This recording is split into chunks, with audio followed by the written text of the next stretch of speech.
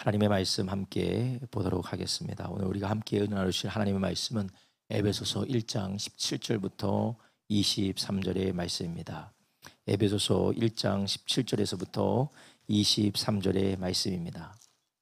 에베소 1장 17절에서 23절의 말씀 우리 한 목소리로 합독하도록 하겠습니다. 17절부터 23절의 말씀입니다. 에베소 1장 17절부터 23절의 말씀 한 목소리로 합독하도록 하겠습니다.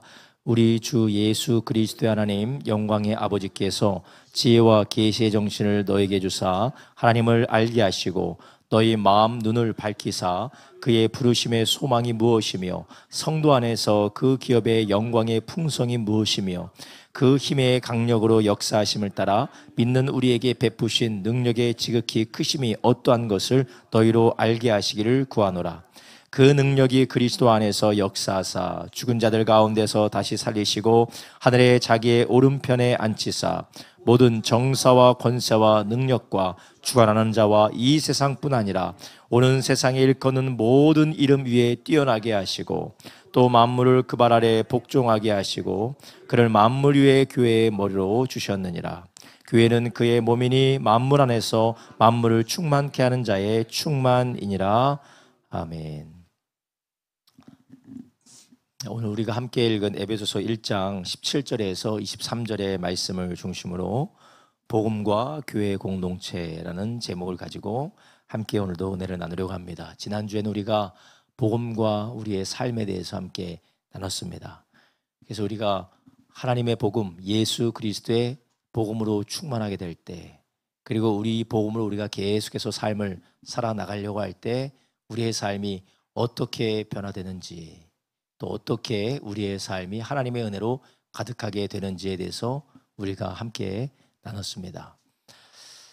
날씨가 이렇게 참 추운데 여러분 어떤 마음으로 이 추위를 뚫고 그리고 어떤 마음으로 우리의 발걸음을 교회로 향하셨나요?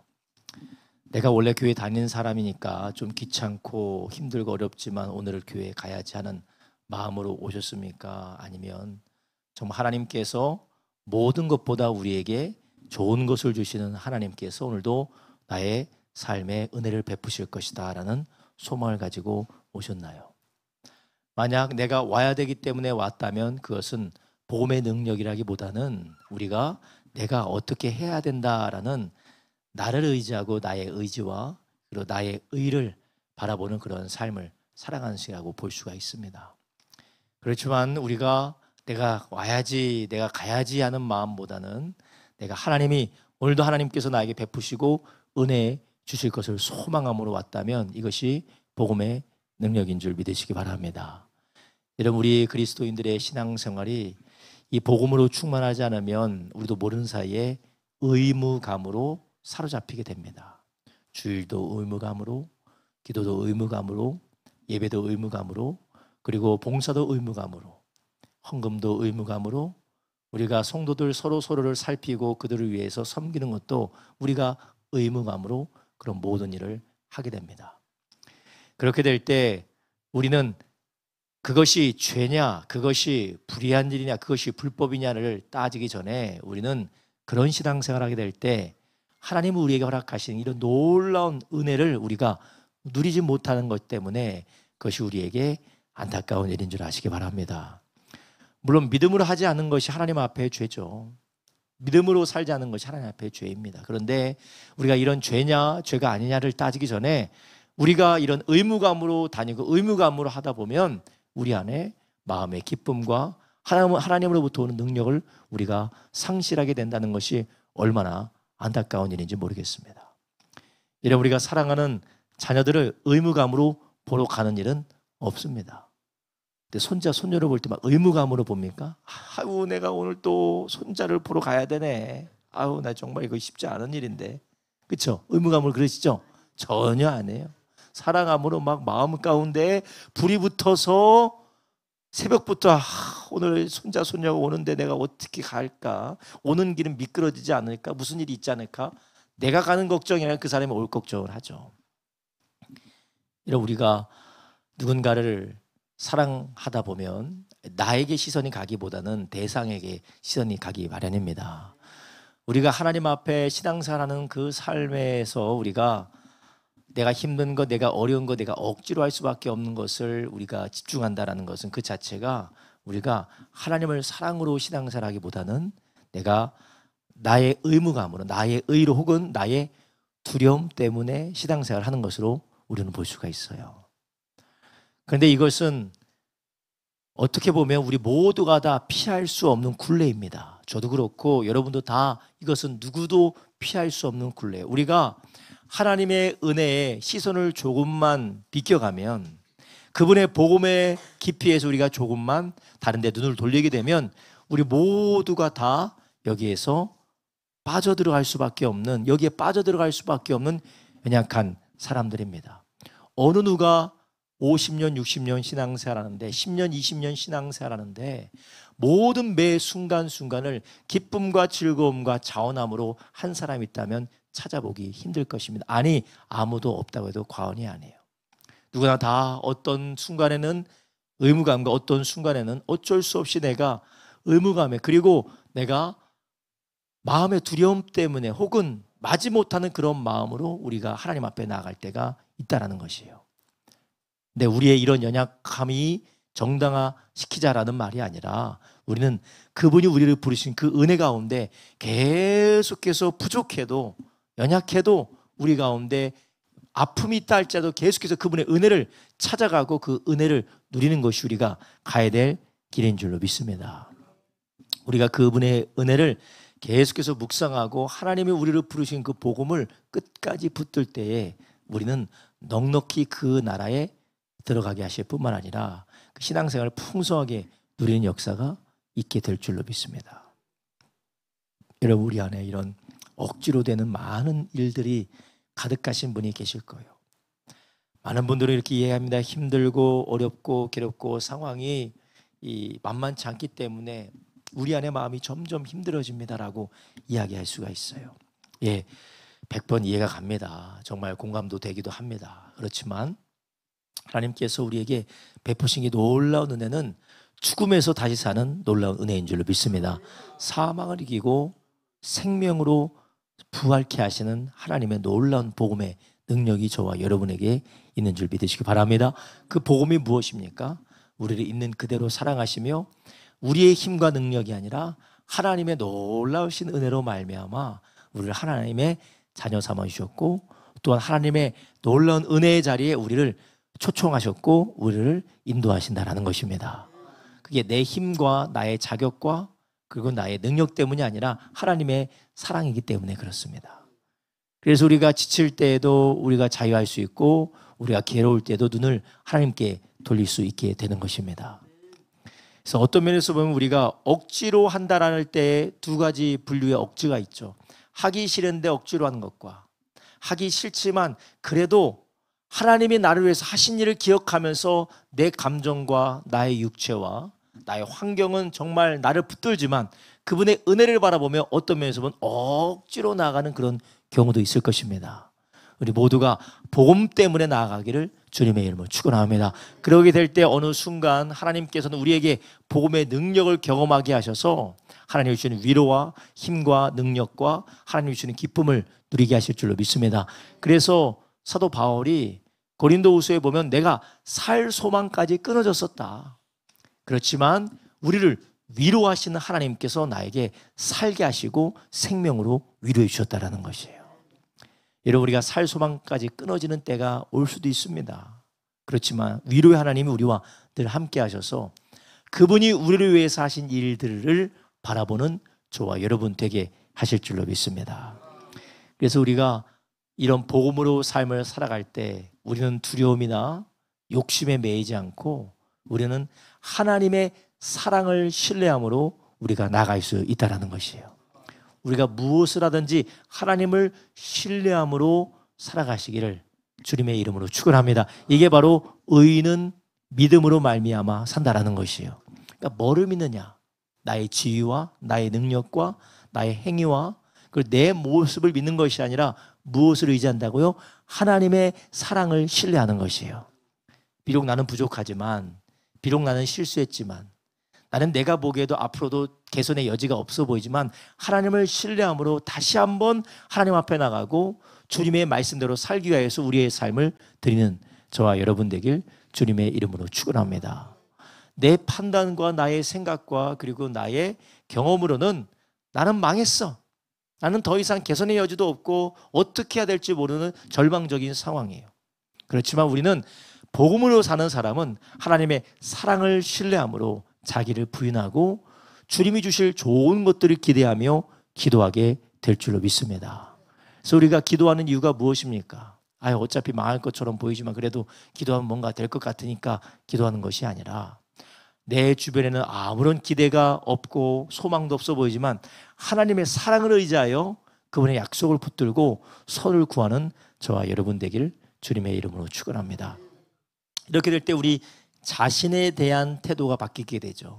자학하고 자기를 책망하고 자기를 괴롭게 하고 두려움과 탐심 가운데 본인을 괴롭게 만들고 근심하고 걱정하고 염려하게 하는 자기 자신에서 하나님을 신뢰함으로 우리가 어떻게 됩니까? 자유하게 될 줄로 믿습니다. 자녀를 향하여 그리고 부모를 향하여 이웃을 향하여 우리의 직장 동료와 모든 상황에 향하여 우리가 자기 자신을 괴롭게 하지 않는 그렇게 삶을 살 수 있는 이유가 무엇입니까? 하나님의 사랑을 신뢰한다라는 것이에요. 그리고 우리는 개인에게 뿐만 아니라 자기 자신에게 뿐만 아니라 이웃에게도 우리는 변화된 삶으로 살 수가 있습니다. 우리가 사람을 통제하려고 하지 않고 사람을 내가 내 마음대로 조작하려고 하지 않고 모든 일을 하나님의 사랑대로 선하게 이끄시는 그분을 신뢰하게 될 줄로 믿습니다. 우리가 사람의 마음을 조작하기 위해서 우리가 거짓말하는 이유가 무엇입니까? 사람의 마음을 조작하기 위해서 우리가 과장되고 혹은 내가 직접적으로 이야기하지 않지만 오해하도록 우리가 상황을 조성하는 이유가 무엇입니까? 이걸 조작이라고 하죠. 상황 조작이죠. 어떻게든 내가 원하는 결론으로 사람을 이끌어가기 위해서 그렇게 해나가는 이유, 고집을 부리든지 아집을 부리든지 아니면 때를 쓰든지 아니면 분쟁을 일으키든지 상황과 사람을 통제하려는 이유가 무엇입니까? 통치하시고 다스리시는 하나님을 신뢰하는 것이 아니라 뭘 신뢰합니까? 내가 할 수 있는 나의 힘과 내가 보이는 현실을 우리가 신뢰하기 때문에 싸우고 찢고 다투고 모략을 쓰고 내가 할 수 있는 모든 것을 동원해서 상황을 그렇게 만들어 가려고 합니다. 여러분, 그렇게 되면 될수록 우리는 어떻게 됩니까? 진실함과 그리고 하나님을 신뢰하는 믿음에서 점점점 벗어나서 우리는 죄의 함정에 빠지게 되는 줄 아시기 바랍니다. 근심과 걱정과 다툼과 반목이라는 죄에 우리는 빠져들어갈 수밖에 없어요. 그러나 우리는 모든 걸 다 알지만 내가 예측도 되고 예상도 되지만 하나님 앞에 맡길 수 있는 그러한 이유가 무엇입니까? 바로 하나님의 사랑을 신뢰하기 때문에 그래요. 다윗이 왜 사울을 죽일 수 있었는데 죽이지 않았을까요? 다윗이 내가 이번에 사울을 살려주면 사울이 나에게 이제 잘해줄 거야 라고 다윗이 어리숙한 순진한 생각 때문에 그랬을까요? 그렇지 않습니다. 하나님께 맡긴 것이에요. 몇 번이나 자기에게 회개한다고 해놓고 내가 너를 죽이는 것은 잘못된 것이라고 얘기해놓고 사울은 머리가 획가닥 돌아서 다윗을 죽이려고 했어요. 그것은 다윗은 알고 있었습니다. 그럼에도 불구하고 다윗은 악다구니를 써서 사울을 죽이지 않았어요. 오히려 하나님의 손에 맡긴 줄 아시기 바랍니다. 이것은 하나님을 신뢰하는 사람의 태도고 결정 방식입니다. 바라긴 우리 모든 성도님들이 삶의 모든 결정, 가정에서, 직장에서, 사업장에서 우리 개인의 모든 사람들과 관계된 결정 안에서 내가 조작하려 들거나 내가 고집부리고 내가 완력으로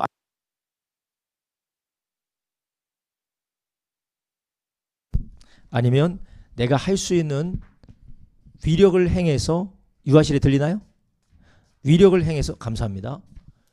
위력을 행해서 내 뜻대로 하려고 한다는 것은 하나님을 신뢰하지 않기 때문에 그래요. 여러분, 우리 안에 하나님을 사랑하고 하나님을 신뢰함으로 내가 오늘 그 말을 했나요? 하나님을 신뢰하고 하나님을 사랑을 의지하고 하나님의 나를 위하여서 아낌없이 아들을 보내주신 그 하나님의 사랑과 그 복음을 신뢰함으로 내가 오늘 그 말을 하고 그 결정을 하고 그 선택을 했습니까? 아니면 손해보지 않기 위해서, 피해보지 않기 위해서, 나 바보 되지 않기 위해서 어떻게든지 내 권리를 찾아내기 위하여서, 아니면 이번이 아니면 안 된다고 하기 때문에 어떻게든지 내가 조작하고 내가 고집부리고, 감사합니다, 내가 수단과 방법을 가리지 않고 그것을 선택하셨습니까? 여러분, 우리 안에 이런 하나님의 사랑으로 복음 안에서 충만한 삶을 살 때 우리의 삶이 만들어지고 변화가 되고, 그리고 그 안에서 하나님의 깊은 축복을 누리게 될 줄로 믿습니다. 할렐루야. 여러분, 그래서 우리의 신앙생활은 복음을 얼마나 더 깊이 알고 깨닫고 그 복음을 누리느냐에 신앙생활의 관건이 있는 것입니다. 여러분, 우리 안에 그런 복음을 누리는 저와 여러분 되기를 주님의 이름으로 축원합니다. 그런 사람이 용서할 수 있습니다. 그런 사람이 하나님이 역사하실 것을 기다리고 우리는 인내할 수가 있습니다. 그런 사람이 하나님이 역사하실 것을 기다리고 인내하며 절제하며, 그리고 우리는 사랑으로 사람을 보듬어 줄 수가 있는 것입니다. 우리 주님의 복음이 우리의 삶을 변화시켜 주시고, 주님의 삶이 우리의 삶을 날마다 치유하시고 풍성케 하시기를 예수님의 이름으로 축원합니다. 이것을 성경은 예수님을 닮아가는 것이라고도 하고, 성령의 열매를 맺어간다라는 것도 하고, 맺어가는 것이라고 하고, 이것을 거룩해져 간다라고 말씀하십니다. 그래서 그냥 신학적인 용어로 성화라고 하죠. 여러분, 우리가 성화된 삶, 성화된 말, 성화된 우리의 인격이 되기를 주님의 이름으로 축원합니다. 우리가 완벽해질 수는 없어요. 완벽해질 수는 없어요. 여러분, 어떻게 우리가 신앙생활 처음 했을 때보다 지금 많이 성화가 되고가 계시죠? 할렐루야. 아멘 안 하시는 분 누구세요? 가만히 듣기만 하고 아멘 안 하시는 분 누구세요? 우리가 올해 2024년 1월 달보다 2024년 11월 마지막 주에 더 성화가 되셨습니까? 지금 생각해보면 또 악해진 것 같아요. 그렇습니까? 아니죠. 예, 하나님께서 우리를 성화시켜 나오고 계신 줄 믿습니다. 근데 이것은 열심히 기도하고 열심히 성경 읽고 열심히 교회 문턱에 아주 만들어지도록 왔다 갔다 한다고 성화가 되는 것은 아닙니다. 물론 그것이 성화에 되어가는 과정이 될 수는 있어요. 그러나 그것이 성화의 아주 절대적인 요인이 아닙니다. 절대적인 요인은 우리가 복음을 더 깊이 알아가는 것이에요. 그래서 지난주에 우리가 나눴던 것처럼 우리가 생명의 복음, 그 은혜의 역사를 우리가 잊지 않고 예수 그리스도를 알아가기에 게으르지 않을 때에 우리는 그것을 누리게 될 줄로 믿습니다. 그래서 우리는 신앙생활 하면서 예수님을 알아가기에는 게으르고 교회 생활은 열심인 사람이 있어요. 교회 생활은 열심히 해요. 그런데 예수님을 알아가기에는 게을러요. 교회를 열심히 오는데 예수님을 알아간다라기보다는 종교 생활에 맞는 거죠. 자기 의와 종교 생활과 자기 열심히 있는 거죠. 종교 생활과 자기 의와 열심히, 정말 복음 안에 붙들린 열심이 되기를 주님의 이름으로 축원합니다. 할렐루야. 여러분, 그러면 우리는 어떻게, 제가 이전부터 지금까지 얘기한, 설교 초반부터 지금까지 얘기한 이런 복음으로 풍성한 삶을 우리가 살아가며, 그리고 우리가 그 안에서 성화될 수가 있을까요? 오늘 본문에서는 무엇을 통해서 그것을 하게 되는지를 말씀하고 있습니다. 자, 17절에 뭐라고 했습니까? 17절, 우리 주 예수 그리스도 하나님 영광의 아버지께서 지혜와 계시의 정신을 너에게 주사 하나님을 알게 하시고, 자 보세요, 하나님을 알게 하시길 원한다는 기도 제목 첫 번째 나와요. 바울이 에베소 교인을 위해서 기도하는데 너희가 하나님을 알게 하기를 원한다라는 기도 제목, 첫 번째 기도 제목이 나옵니다. 그 두 번째 기도 제목, 너희 마음의 눈을 밝히사 그의 부르심의 소망이 무엇이며 성도 안에서 그 기업의 영광의 풍성이 무엇이며. 그래서 하나님을 알아서 부르심의 소망, 그리고 성도 안에 그 기업, 그 유산의 영광의 풍성이 무엇인지, 하나님을 알므로 인하여서 부르심의 소망과 영광의 풍성을 알고 19절 읽겠습니다. 그 힘의 강력으로 역사하심을 따라 믿는 우리에게 베푸신 능력의 지극히 크심이 어떠한 것을 너희로 알게 하기를 구하노라. 이 기도 제목이, 첫 번째 기도 제목이 하나님을 알고, 하나님을 알므로 부르심의 소망과 영광의 풍성을 알고, 그리고 우리 가운데 베푸신 능력의 지극히 크심, 우리 가운데 베푸신, 하나님이 베푸신 능력, 우리 가운데 허락하신 능력, 역사하고 계시는 능력이 얼마나 큰지를 알기를 원하노라. 그렇게 기도하고 있습니다. 그래서 바울의 기도는 한 가지로 요약하면 너희가 하나님을 알고 그분의 하나님의 영광과 하나님의 능력과 하나님의 소망을 알고 너희가 그것을 누리기를 원한다라는 것이 바울의 기도의 제목입니다. 그런데 이 기도의 제목이 어떻게 응답되어지는지에 대해서, 그리고 그 기도의 제목을 너희가 어디에서 누릴 수 있는지에 대해서는 20절 밑에 얘기하고 있어요. 20절 밑에 뭐라고 하냐면요, 그 능력이 어디 안에서요? 그리스도 안에, 예수님 안에 있다는 거예요. 예수님 안에. 이 모든 부르심의 소망과 능력이 큼과 영광의 풍성함과 그 하나님의 놀라운 역사들이 어디에 있다고요? 그리스도 안에 있다라는 거예요. 예수님 안에 있다라는 거예요. 그래서 예수님 안에 있는데 그 예수님 안에서 어떻게 역사하시냐? 죽은 자 가운데서 다시 살리시고 하늘에서 자기의 오른편에 앉히사, 누구를 죽은 자 가운데서 살리시고 하늘에서 자기 오른편에 앉히십니까? 예수님을. 그래서 이 예수님은 죽으시고 부활하셔서 하나님 오른편에 앉으셨고, 21절에 모든 정사와 권세와 능력과 주관하는 자와 이 세상뿐 아니라 오는 세상에 일컫는 모든 이름 위에 뛰어나게 하시고, 그리고 그 모든 것들이 예수님 안에 있는데 이 예수님은 모든 이름 위에 뛰어난 하나님의 아들이라는 것이에요. 그리고 그분이 얼마나 위대하냐면 22절에 말합니다. 또 만물을 그 발 아래 복종하게 하시고 그를 만물 위에 뭐의 머리를 주셨다고요? 교회의 머리로 주셨느니라. 23절, 교회는 그의 몸이니 만물 안에서 만물을 충만케 하는 자의 충만이니라. 아멘. 자, 보세요. 바울이 하나님 앞에 기도한다고 했어요. 어떤 기도를 한다고 했습니까? 너희가 누구를 알기 원한다? 하나님을 알기 원한다. 그래서 하나님 안에 있는 소망과 영광과 능력을 알기 원하는데 그 능력이, 소망과 능력과 영광이 누구 안에 있다고요? 예수님 안에 있다라고요. 그래서 예수님께서 그 모든 것을 누릴 수 있도록 예수님을 죽은 자 가운데서 살려서 하나님 보좌 우편에 앉히셨고, 그리고 만물에 있는 모든 이름 위에 오는 세대에 있는 이름보다 더 뛰어난 이름으로 주셔서 만물을 다스리게 하시고 충만케 하는 자의 충만으로 예수님을 삼으셨다라는 것이에요. 근데 그 예수님이 무엇이라고 하십니까? 교회의 머리라는 것이에요. 교회의 머리. 그렇기 때문에 바울의 기도는 무엇입니까? 하나님을 알기를 원한다. 근데 그 하나님을 알아서 누리는 그 모든 것들이 바로 예수 그리스도 안에 있다는 것이고, 그 예수 그리스도 안에 있는 모든 것들은 어디에서 너희가 알게 되고 누리게 되느냐? 바로 교회에서 누리게 되는 줄 아시기 바랍니다. 만물을 충만케 하는 자의 충만이 바로 예수님께 있는데 그 예수님의 몸이 바로 교회라는 것입니다. 그러면 이 복음으로 말미암아, 예수 그리스도로 말미암는 복음으로 말미암아 우리가 하나님의 자녀가 되었고 하나님의 소망과 능력과 영광을 우리가 얻게 됐는데, 이것을 알아가고 누리는 곳이 어디냐? 교회라는 것이에요. 여러분, 우리가 복음을 누리고 그 복음 안에서 나에게서 자아에서 자유롭고 또한 사람들과의 관계 가운데서 자유롭게 되는 그 놀라운 능력이 어디로부터 옵니까? 하나님 앞에 자유롭고 죄에서부터 자유롭게 되는 놀라운 능력이 어디서부터 옵니까? 바로 복음으로부터 오는데, 이것을 우리가 어떻게 알아가느냐? 교회 안에서 우리가 알아가게 되는 줄 아시기 바랍니다. 다른 곳이 아니라 교회라는 것이요. 왜 그럴까요? 여러분, 우리가 교회에서 살면서 우리는 우리의 연약함을 교회 생활을 하면서 스스로 발견할 수가 있어요. 우리가 공동체 생활하지 않으면 나의 죄도 드러나지 않습니다. 나의 약함도 드러나지 않습니다. 나의 부족함도 드러나지 않습니다.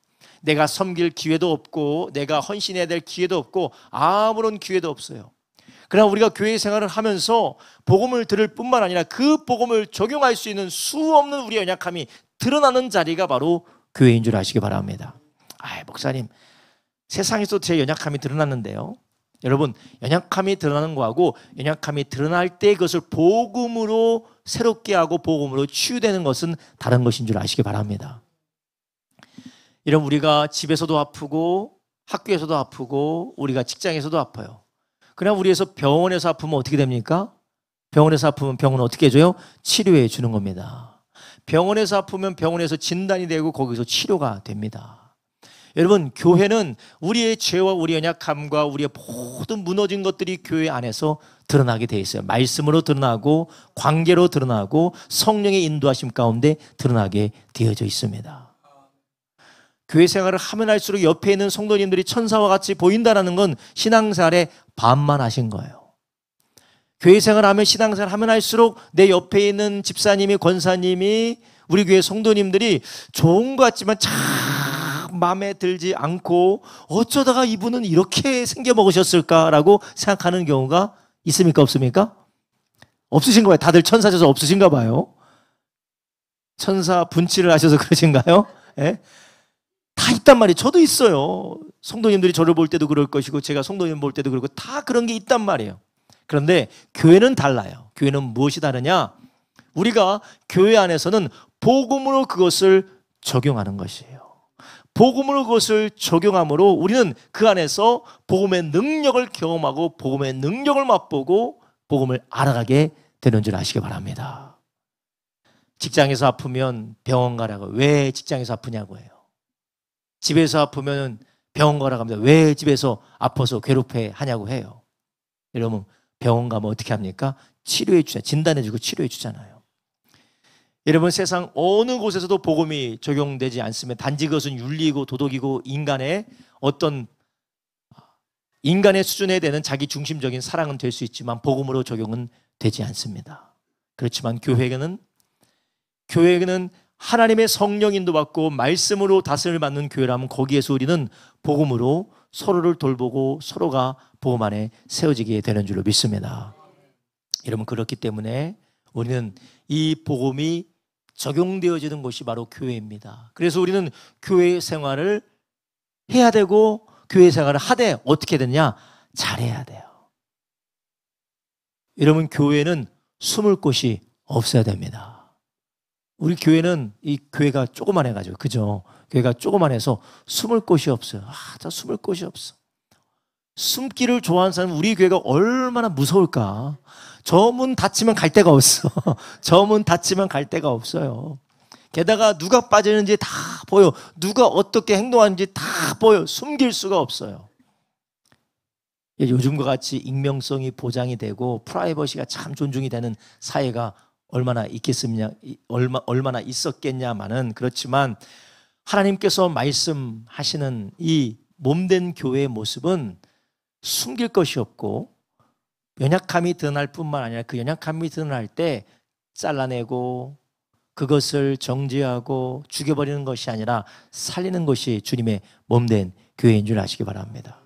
그래서 요한일서에서 주님의 사람들은 어둠에 행하는 사람입니까? 빛에 행하는 사람입니까? 빛에 행하는 사람이에요. 숨길 것 많고 말하기 싫을 것 많고 음큼하고 음흉하고 자기의 삶에 커다란 우산을 씌워서 보여주고 싶은 것만 보여주는 것은 진리의 자녀들의 삶이 아니에요. 그래서 심지어는 베드로 후서에서는 서로가 무엇을 구합니까? 자기의 죄를 고하라고 하셨어요. 빛 가운데 행하라고 하신 줄 아시기 바랍니다. 이런 우리가 그렇기 때문에 우리가 이것을 아주 이단적인 방법으로 서로가 빛 가운데 행하기 때문에 서로의 삶을 통제하고 제어하고 서로 삶을 감시하자, 그것이 아니에요. 자발적으로 자원적으로 빛 앞으로 나오는 줄 아시기 바랍니다. 그런데 교회가 감시하고 서로를 막 쳐다보면서 예의주시하는 그러자는 게 아니에요. 그게 아니라 교회가 서로가 함께 서로를 돌보고 서로를 헤아릴 수 있는 그런 신앙생활이 하나님께서 기뻐하신 몸된 교회의 생활인 줄 아시기 바랍니다. 그래서 성경은 교회를 이야기할 때 무엇으로 얘기합니까? 몸이라고 얘기해요. 몸이라고 얘기합니다. 몸이라고 이야기합니다. 그래서 성경은 교회를 몸이라고 하고 그 머리를 누구라고 하십니까? 예수님이라고 해요. 여러분의 몸 가운데 조금도 모르는 부분이 있으십니까?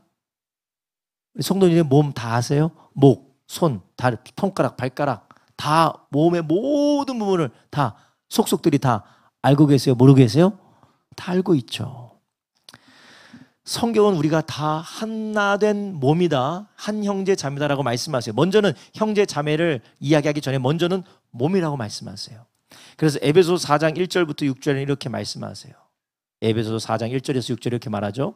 그러므로 주 안에서 갇힌 내가 너희를 권하노니 너희가 부르심을 입은 부르심에 합당하게 행하라. 모든 겸손과 온유로 하며 오래 참음으로 사랑 가운데 서로 용납하고 평안에 매는 줄로 성령에 하나 되게 하신 것을 힘써 지키라. 몸이 하나요 성령이 하나니 이와 같이 너희가 부르심의 한 소망에서 부르심을 입었느니라. 주도 하나요 믿음도 하나요 침례도 하나요 하나님도 하나시니 곧 만유의 아버지시라. 만유 위에 계시고 만유를 통일하시고 만유 가운데 계시도다. 아멘. 여러분 사진을 찍었습니다. 여기 사진을 딱 찍었어요. 가장 먼저 쳐다보는 것이 나예요. 관심이 어디 있어요? 나에게 있다라는 거예요. 우리가 예수님 믿음으로부터 너와 내가 한 몸으로 연결되어졌다라는 것은 우리가 서로를 향하여서 관심을 가지고 서로를 향하여서 돌보고 오늘 방금 전에도 나왔지만 용납하면서 하나 되어지도록 주님께서 우리를 부르신 줄 아시기 바랍니다. 그렇기 때문에 주님의 몸된 교회는 의도적으로 하나 될 수 있는 상황과 그리고 방식과 그러한 지혜를 써야 될 줄로 믿습니다. 하나 되기 위해서 우리가 힘써야 되는 거, 우리가 몸이라는 거죠. 그런데 우리가 몸으로서 몸에 대한 인식을 가지지 않고 너는 너고 나는 나다. 우리는 단지 한 교회에 출석할 뿐이다. 진정한 교회일까요? 이것은 교회가 아니에요. 교회가 아닙니다. 목사님, 그래도 교회는 교회라고 불러주면 안 돼요? 그래요. 교회는 교회라고 불러줄 수 있지만 주님이 말씀하신 교회의 모양은 아니라는 것이에요. 우리는 너무나도 많은 예외를 어쩔 수 없이 하나님께서 긍휼하심 가운데 허용하는 그런 부분들을 우리가 하나님께서 장려한다고 우리가 착각해서는 안 되는 줄로 믿습니다. 여러분, 세상에 수많은 교회의 종류가 있습니다. 수많은 교회의 모습이 있어요. 그 가운데도 하나님께서 역사하세요. 그 가운데서 우리 주님께서 통치하시고 다스리십니다. 그나마 그 가운데서 하나님께서 통치하세요. 왜냐? 주님은 사랑이시기 때문에 주님은 아무리 인간의 무너진 모습이라 할지라도 하나님은 기적적으로 구원과 하나님의 능력 역사를 이루시기 때문에 그렇습니다. 그렇지만 그것이 장려되는 건 아니에요.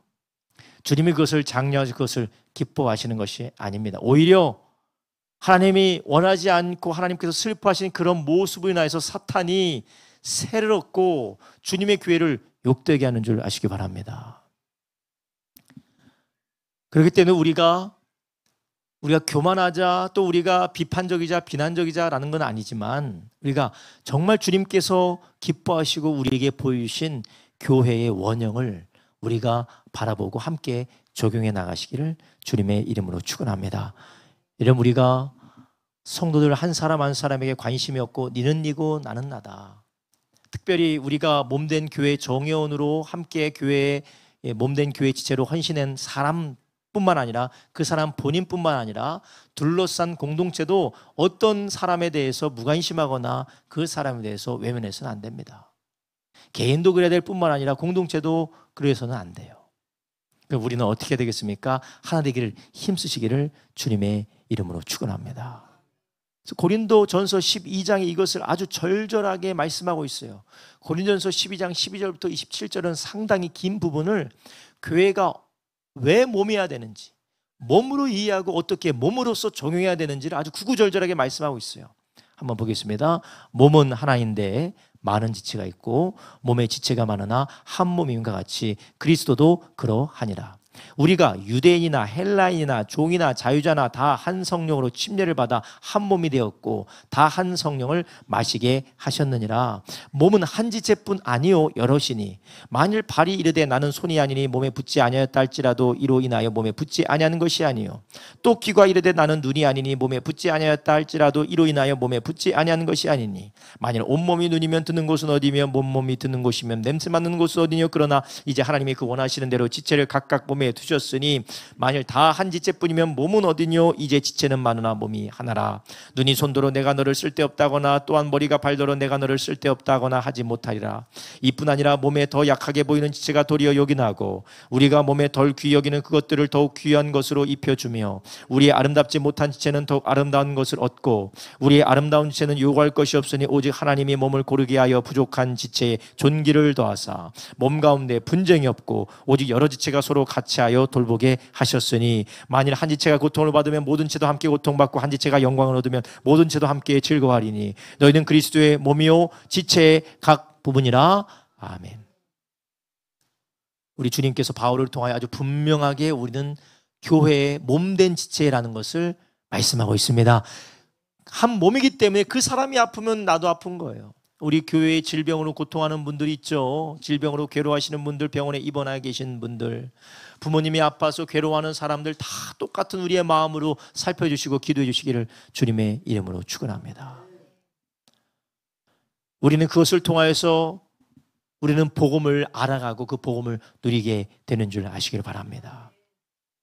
여러분, 우리가 서로가 주님의 몸된 교회로서 우리가 하나 되었다라는 이런 하나님의 말씀을 통하여서 우리 안에는 거짓말, 우리 안에는 거짓과 우리 안에 있는 잘못된 오해들이 벗어지기를 주님의 이름으로 축원합니다. 우리는 너무나도 너는 너고 나는 나고 우리는 내 인생도 성도 섞이지 않고 피도 섞이지 않고 전혀 상관이 없어. 우리는 어차피 남남될 사람들이야. 뭐 천국에서는 볼 수는 있겠지만 언제 어떻게 될지 모르는 사람이야 라고 우리가 그렇게 살아간다면 우리는 스스로 말하는 거예요. 복음은 말은 그럴듯하지만 능력은 없는 것이다. 주님 말씀하신 대로 다 이루어지는 것은 아니다. 우리의 경험적이고 세상이 돌아가는 것이 결국 우리가 살아갈 세상이다라고 우리가 그렇게 시인하는 꼴이에요. 여러분, 바라기 우리 모두가 다 이 주님의 말씀 안에서 이 복음을 살아내는 교회 되기를 주님의 이름으로 축원합니다. 그렇다면 이 공동체 안에서 믿음의 몸된 교회 공동체 안에서 우리는 이 복음으로 말미암아 어떻게 우리는 삶이 변화되게 됩니까? 우리는 복음을 통해서 우리는 자신만을 위해서 사는 속박에서 우리를 해방하는 것이에요. 자신만을 위해서 사는 속박에서 하나님은 우리를 복음으로 말미암아 해방하시는데 그것을 우리는 어디에서 누릴 수 있다고요? 교회 안에서 누릴 수 있다는 거예요. 우리가 교회 안에 있지 않으면 내가 말 걸기 싫은 사람, 나와 말도 안 통하는 사람, 혹은 말하면 내가 소외드는 사람과 함께 대화에 참여할 일이 거의 없습니다. 물론 직장에서는 생존하기 위해서 그냥 하는 거지 교회에서 자발적으로 할 필요 없는데 억지로 내가 그런 일을 해야 되는 이유가 무엇이냐? 바로 복음을 믿기 때문이라는 것이에요. 여러분 다 달라요. 정치적인 성향도 다르고 경제적인 관점도 다르고 좋아하는 음식도 다르고 그리고 살아온 배경도 다릅니다. 그런데 우리가 기꺼이 그 사람에게 나의 시간을 내어주고 기꺼이 그 사람과 하나 되기 위해서 함께 이야기하고 대화하고 그 사람의 이야기에 귀 기울이고 그를 위해서 기도해주고 그의 필요가 무엇인지 찾고 그것을 채워주는 삶을 산다는 것은 바로 복음이 바로 나의 것이 되었기 때문인 줄 아시기 바랍니다. 예수님께서 내가 죄인 되었을 때 나를 위하여 찾아오시고 나를 위해서 피 흘려 죽으시고 나를 위해서 부활하시고 그분의 의를 나에게 주셔서 하나님의 자녀 삼으셨다니 놀라운 복음이 있기 때문에 우리는 그 은혜에 감사할 뿐만 아니라 그분이 있기 때문에 우리는 하나님의 사랑으로 섬기게 되는 줄로 믿습니다. 도덕적인 의무감으로가 아니라 그분의 사랑이 우리 안에 있기 때문에 우리도 자연스럽게 그렇게 되게 되는 줄로 믿습니다. 복음이 우리 안에 계속해서 너는 사랑받은 사람이다, 너는 은혜받은 사람이다, 너는 하나님의 귀한 사람이다라고 그렇게 우리의 삶을 축복하고 우리의 삶에 은혜를 증언할 때에 우리는 그것을 어디서 살아가냔 말이죠. 그 말씀대로 어디서 살아갈 수가 있습니까? 교회 안에서 그것을 살아갈 수가 있는 것입니다. 물론 교회 안에서 안 되고 집에서도 그걸 할 수가 있죠. 근데 집에서 잘 되나요? 안 돼요. 집에 잘 되시는 분들이 있나 봐요. 집에서 잘 안 돼요. 그러니까 교회에서 그것을 배우고 또 그 교회의 격려를 받아서 집에서도 가정 안에서 그것을 감당하기를 주님의 이름으로 축원합니다. 자신만을 위해서 사는 속박에서 복음이 우리를 해방했기 때문에 우리는 그것을 교회에서 경험하게 되는 것이에요. 그래서 나의 필요와 나의 쓸 것과 내 생각으로 가득한 것을 내려놓을 수밖에 없는 공동체. 여러분, 교회에 오게 되면 교회의 이 신앙생활의 이 역동성에 우리가 함께 연합하기 위해서 우리는 많은 것을 포기해야 됩니다. 나의 시간, 나의 취향, 내가 좋아하는 것, 내가 싫어하는 것 많이 포기하고 그 안에서 하나 되어지고 누군가를 섬기는 사람 우리가 세워줘야 되는 것이에요. 그런데 이것을 우리가 내려놓는 순간 아유 복잡하고 힘든 교회 내가 이제 빠져나왔다, 그게 아니라 복음을 누릴 수 있는 기회를, 만물을 충만케 하는 자의 충만을 누릴 수 있는 기회를 우리가 스스로 차버리는 것과 마찬가지예요. 주님은 이 교회 안에서 서로를 용납하고 서로를 받아주고 서로를 위해서 살아가는 것을 통하여서 우리는 주님의 은혜를 경험하게 되는 줄 아시기 바랍니다. 할렐루야. 여러분, 오병이어의 기적을 한번 보세요. 내가 먹을 만한 이 도시락을 내어놨을 때에, 주님께 내어놨을 때 그 주님께서 그것으로 5천 명을 먹이시는 기적을 일으키시는 것입니다.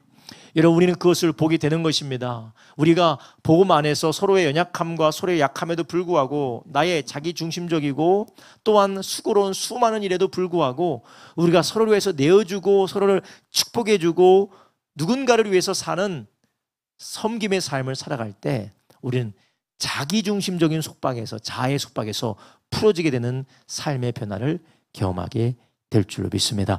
교회에서 우리는 그것을 훈련할 수 있고 경험할 수가 있는 것이에요.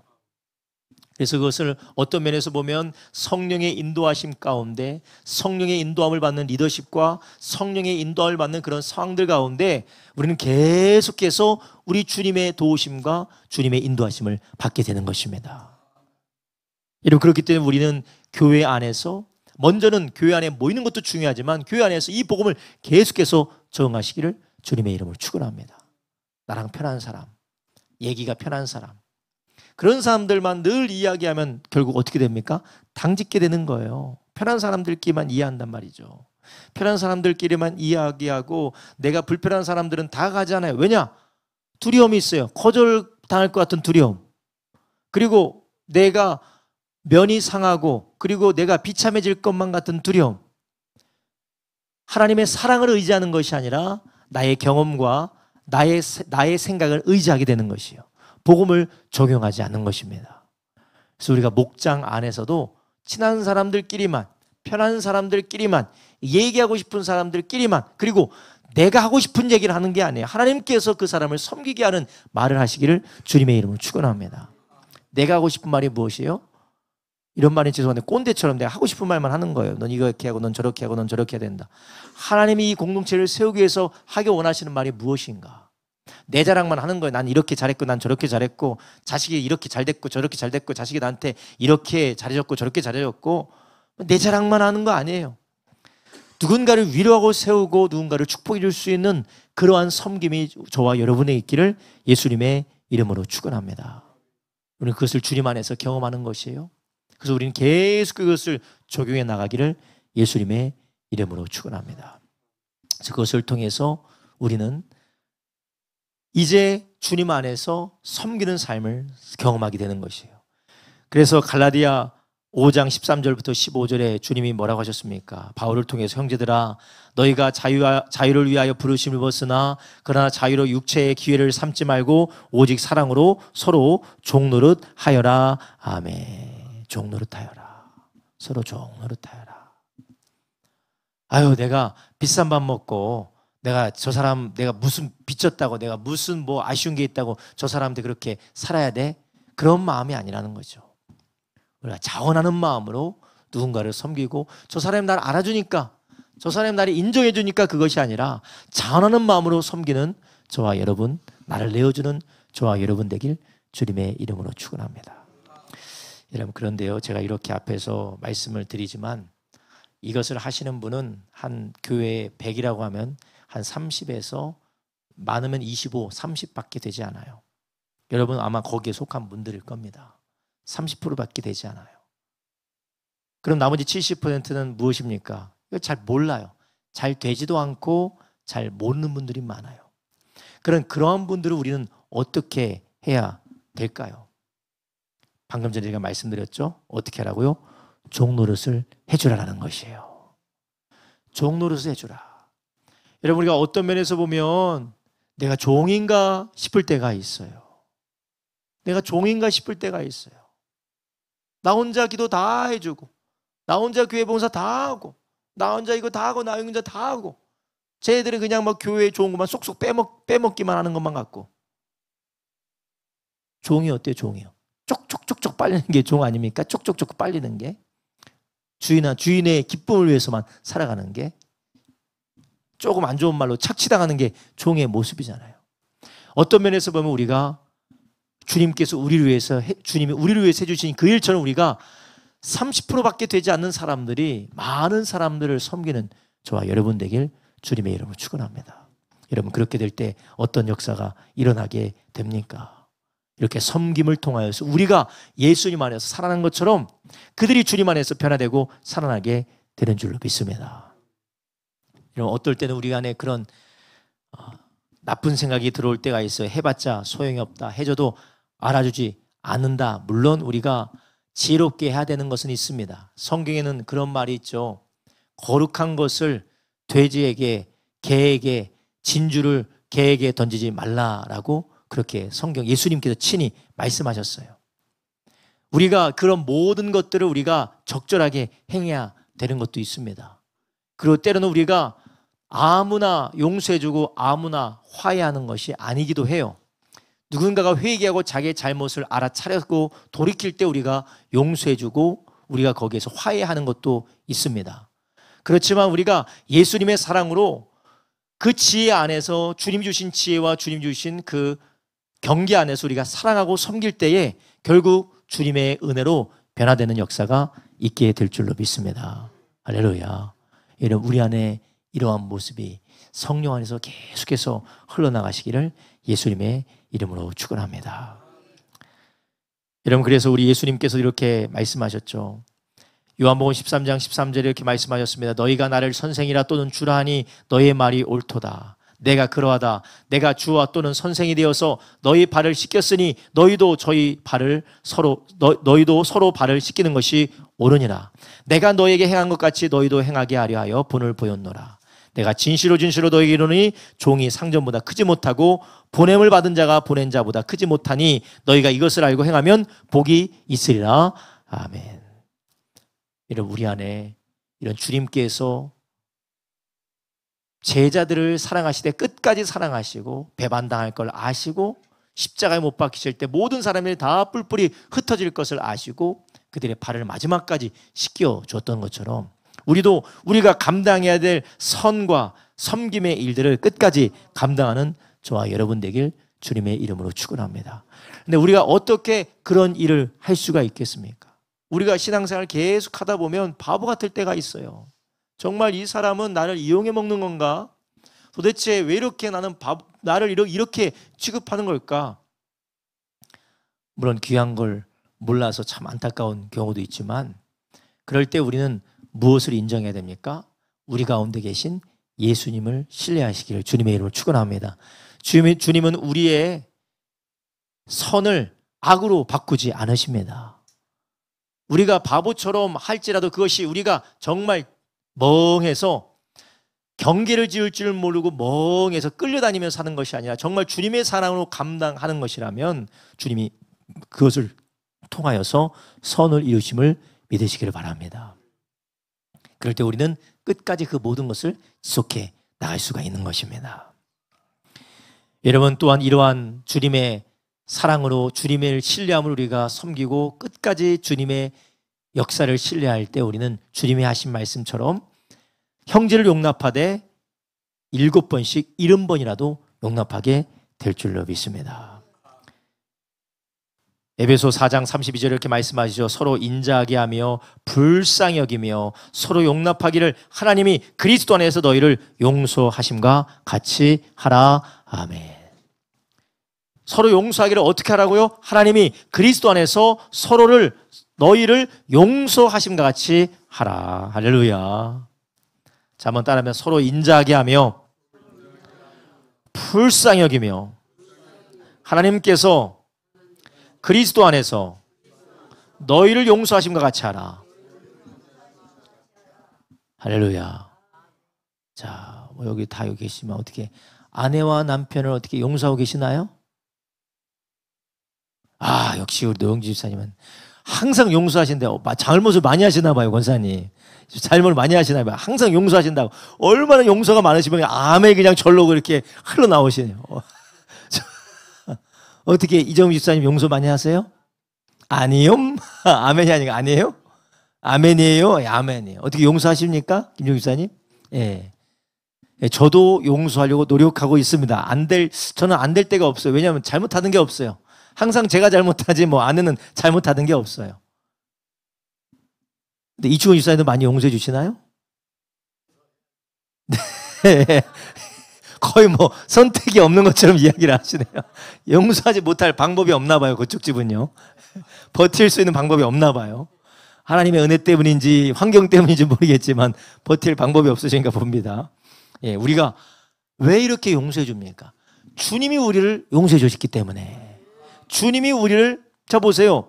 서로 인자하게 하며 불쌍히 여기며, 제가 늘 그러죠. 성경에서도 말씀하시지만 하나님은 자신이 하지 않은 것을 우리에게 요구하지 않으십니다. 인자하게 하며 불쌍히 여기며 서로 용서하시기를 하나님이 그리스도 안에서 너희를 용서하심과 같이 하라. 여러분, 교회 안에서 이것을 하시기를 주님의 이름으로 축원합니다. 교회 아니면 이걸 할 데가 없어요. 그리고 교회 안에서 이것을 감당할 수 있도록 이것을 장려하고 이것을 적용하는 우리 목장과 교회 모두가 되기를 예수님의 이름으로 축원합니다. 여러분, 우리가 용서하지 못하고 우리 안에 날카로운 그런 반목의 마음을 가지고 우리가 인자하고 불쌍히 여기지 못하는 그런 마음을 우리는 교회 안에서 회개하고 돌이키며 하나님 앞에 맡길 수 있게 되는 줄을 믿습니다. 이것을 우리는 교회 안에서 훈련하게 될 뿐만 아니라 그것을 통해서 하나님의 용서와 하나님의 사랑과 긍휼을 우리가 경험하게 될 줄로 믿습니다. 그럴 때 우리의 삶이 성화되어지고 변화되어지는 것입니다. 우리 성도님들 가운데 신앙생활 가운데 변화되는 사람이 누구냐? 대부분이 말씀을 듣고 변화되는 사람은 상당히 적어요.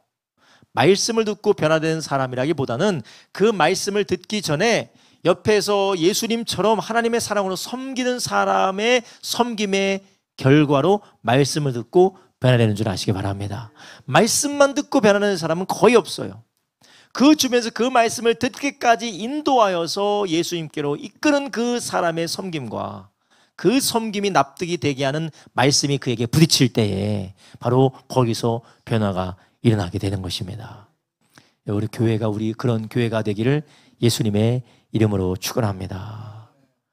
우리 안에 있는 이런 복음에 맞지 않는 우리의 관계 방식, 당짓는 것, 편한 사람들끼리 이야기하고 새로운 사람들을 경계하고 새로운 사람들을 우리가 멀리하고 그리고 나와 맞지 않으면 일단 배척하고 보는 그런 우리 안에 있는 이런 연약함대로 살아가는 것이 아니라 우리가 다 주님 안에서 한 몸 되었음을 기억하고 그것을 힘써 이루어가시기를 주님의 이름으로 축원합니다. 나와 같은 사람, 나와 편한 사람, 그리고 나를 환영해 줄 수 있는 사람을 환대하는 것이 아니라 나와 다르고 나와 맞지 않고 도무지 나와 대화할 수도 없고 나를 받아줄 수 없는 그 하나님께서 친히 우리와 같은 죄인의 모습이 있고 우리 가운데 오신 그 복음을 누리면서 누군가에게 다가가시기를 주님의 이름으로 축원합니다. 우리가 가기에 막 불편한 사람들 많잖아요. 어려워서 불편한 것도 있고 그리고 좀 별로 싫어서 불편한 것도 있고 많이 불편하신 분들이 많이 있잖아요. 하나님의 아들이 우리와 같은 죄인들과 피조물을 위하여서 이 땅 가운데 오시는 것이 바로 그러한 성육신인 줄 아시기 바랍니다. 주님이 그러한 우리들을 위해서 찾아오시고 말씀하시고 우리를 구원하셨다면, 그리고 그분이 우리와 같이 되셨을 뿐만 아니라 우리를 그분과 연합하게 하셨다면 우리는 어떻게 해야 될까요? 한 사람을 찾아가서, 연약한 사람을 찾아가서 그분을 섬기고 세우고 연합하는 저와 여러분 되기를 주님의 이름으로 축원합니다. 여러분, 교회 안에서 이 사람은 정말 하나 되기 어렵다 하시는 분이 머릿속에 떠오르십니까? 이 노영주 지사님 얼굴 딱 떠오르신 것 같아요. 표정이 그분이 딱 떠오르니까 얼굴이 딱 굳어지셨어요. 굳어지셨어. 떠오르셨습니까? 그분을 어떻게 다가가고 인사하고 친절히 하고 함께 하나 될 수 있을지 여러분들이 한번 하나님 앞에 지혜와 은혜를 구하시기를 주님의 이름으로 축원합니다. 그럴 때 하나님께서 우리의 삶을 통해 우리 교회 가운데 여러분의 삶에 복음의 능력을 경험하게 될 줄로 믿습니다. 우리 안에 너무나도 안 돼, 할 수 없어, 못해, 얘는 끝나서 얘는 절대로 할 수 없는 사람이야. 저도 있어요. 저도 머리에 몇 명 있어요. 이 사람들은 절대로 할 수 없는 사람들이야. 수고가 무가치해. 수고가 아까워. 그 수고와 노력이 있으면 내가 다른 거 한다. 맛있는 거 사 먹는다. 질리다 못해 내가 그 시간에 내가 맛있는 거나 사 먹겠다. 얼마나 악한 생각입니까? 여러분, 이게 바로 인간의 죄악된 생각입니다. 그런데 예수님이 나를 찾아왔다라는 그 은혜를 우리가 믿는다면, 그분이 지금 나와 함께 계시고 나를 사랑하신다고 믿는다면, 우리가 아무리 손해보고 아무리 나를 부인하고 아무리 나를 희생해서 다 간다 할지라도 주님이 나와 함께 계시기 때문에 그 모든 것을 위로하시고 그를 통해 선을 이루실 줄로 믿습니다. 할렐루야. 우리는 손해볼 것이 없어요. 손해볼 것이 없어요. 왜냐? 나를 내려놓고 다가갈 때에 물론 거절당할 수도 있어요. 상처받을 수도 있습니다. 혹은 이용당할 수도 있어요. 그러나 주님이 나와 함께 계시기 때문에 주님은 그것을 통해서 선을 이루실 뿐만 아니라 우리는 그것을 통해서 하나님의 마음을 더 알아가게 될 줄로 믿습니다. 내가 나를 의지한다면, 내가 사람을 바라본다면 하다가도 실망해서 안 할 것이고 하려고도 안 할 것입니다. 하나님을 신뢰한다면 내가 하면서 중단하지 않을 것이고 하면서 하나님의 은혜를 보게 될 줄로 믿습니다. 여러분, 우리는 이런 예수님의 놀라운 복음, 우리를 위하여서 예수 그리스도께서 행하신 놀라운 은혜의 복음을 통하여서 우리의 삶은 하나님의 능력으로 변화되어지고 그분의 영광을 보게 되고 그분의 부르심의 소망을 우리가 누리게 되는데, 그것이 어디에서 우리가 얻게 되느냐? 바로 교회 공동체인 줄로 믿습니다. 우리는 계속해서 부딪혀야 돼요. 또 거기에서 우리의 죄를 발견하고 연약함을 발견하고 때로는 한숨과 탄식도 일어나게 됩니다. 그러나 그 가운데 우리가 하나님 앞에 더욱더 나가서 하나님의 복음, 하나님의 말씀과 은혜의 복음대로 우리의 삶을 들이시고 변화되시기를 주님의 이름으로 축원합니다. 이런 우리는 그것을 어느 순간 완성됐다고 하는 것이 아니에요. 우리는 계속해서 그런 복음의 삶으로 복음을 따라 변화되어지는, 빚어지는 공동체로 우리가 세워지기를 주님의 은혜로 변화되시기를 주님의 이름으로 축원합니다. 기도하겠습니다.